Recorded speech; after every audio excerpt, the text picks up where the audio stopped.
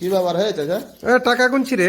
কেনে ডিস্টার্ব করিস না আমাকে রে। টাকা কি করবি? আরে টাকা গরিবকে দান করবো রমজান মাস, বুঝতে পারছিস না? তোরা নিজেই তো ফকিরনি, হ্যাঁ, তোরা নিজেই তো গরিব রে। তো গরিব কি হলে কি হবে? তোর পোতাটা ফেলে ওখানে শূন্য ফেলে ইয়াতি নৌকা চালাইছে। সারা বছর নৌকা চালিয়ে হ্যাঁ। ওই যে 100-200 করে জমা করে হ্যাঁ 2030 টাকা জমা করেছি। হ্যাঁ এই যে গরিব আছে পাড়াতে সবকে লিস্ট করে হ্যাঁ। দিয়ে দেবো। রমজান মাসে নাকি প্রচুর নাকি।